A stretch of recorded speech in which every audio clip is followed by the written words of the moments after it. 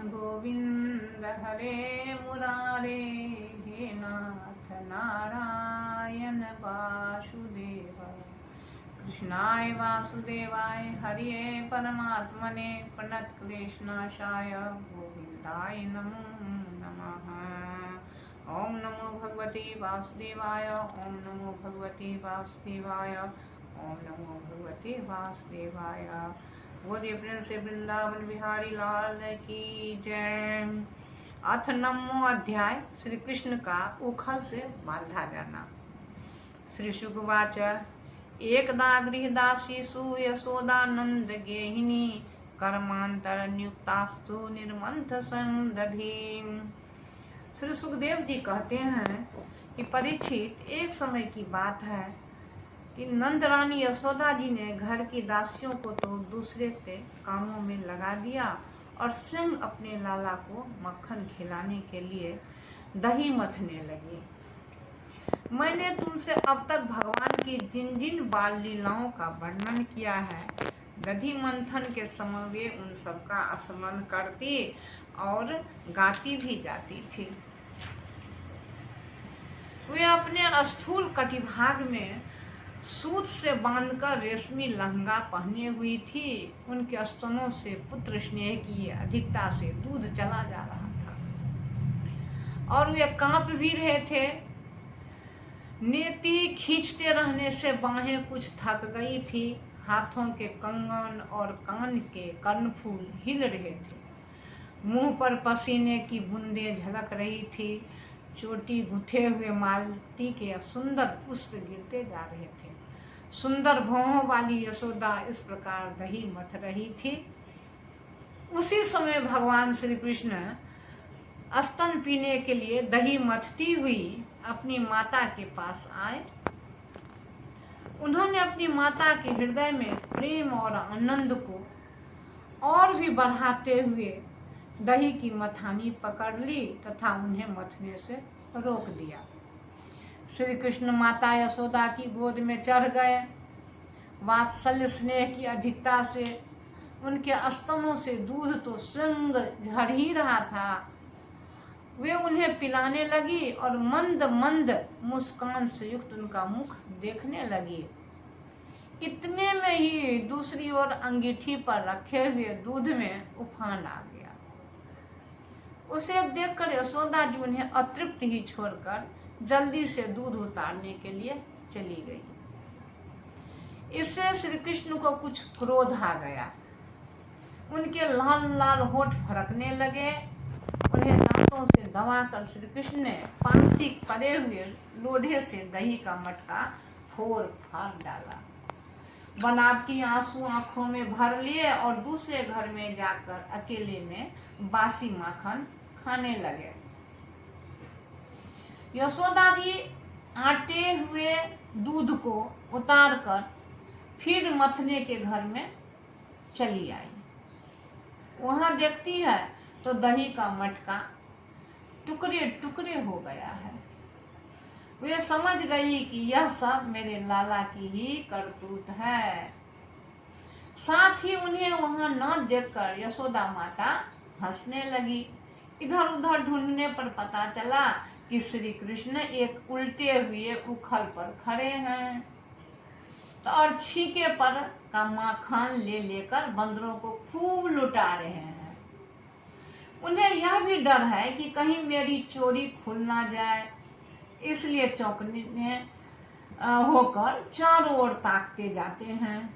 यह देखकर यशोदा रानी पीछे से धीरे धीरे उनके पास जा पहुंची। तो जब श्री कृष्ण ने देखा कि मेरी माँ हाथ में छड़ी लिए मेरी ही ओर आ रही है, तब झट से ओखले पर से कूद पड़े और डरे हुए की भांति भागे।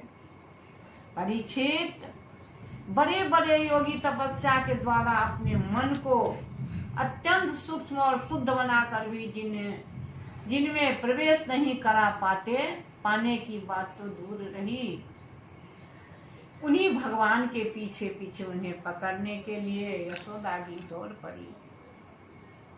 जब इस प्रकार माता यशोदा श्री कृष्ण के पीछे पीछे दौड़ने लगी तब कुछ ही देर में बड़े बड़े एवं हिलते हुए नितंबों के कारण उनकी चाल धीमी पड़ गई।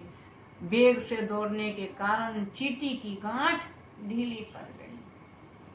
वे ज्यों ज्यों आगे बढ़ती, पीछे पीछे चोटी में गुथे हुए फूल गिरते जाते। इस प्रकार सुंदरी यशोदा ज्यों त्यों करके उन्हें पकड़ सकी। श्री कृष्ण का हाथ पकड़कर वे उन्हें डराने धमकाने लगी। उस समय श्री कृष्ण की झांकी बड़ी विलक्षण हो रही थी। अपराध तो किया ही था, इसलिए रुलाई रोकने पर भी ना रुकती थी। हाथों से आंखें मल रहे थे, इसीलिए मुंह पर काजल की स्याही फैल गई थी। पिटने के भय से आंखें ऊपर की ओर उठ गई थी। उसने व्याकुलता सूचित करती थी। जब यशोदा जी ने देखा कि लल्ला बहुत डर गया है, तब उनके हृदय में वात्सल्य स्नेह उमड़ गया। उन्होंने छड़ी फेंक दी। इसके बाद सोचा कि इसको एक बार रस्सी से बांध देना चाहिए, नहीं तो यह कहीं भाग जाएगा। परीक्षित, सच पूछो तो यशोदा मैया को अपने बालक के ऐश्वर्य का पता न था, जिसमें न बाहर है, न भीतर, न आदि है और न अंत, जो जगत के पहले भी थे, बाद में भी रहेंगे।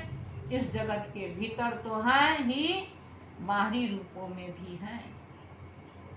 और तो क्या, जगत के रूप में भी स्वयं वही हैं।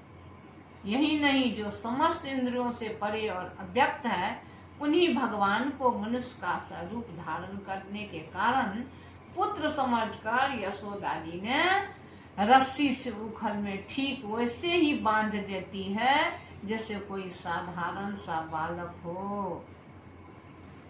जब माता यशोदा अपने उद्यमी और नटखट लड़के को रस्सी से बांधने लगी, तब वह 2 अंगुल छोटी पड़ गई।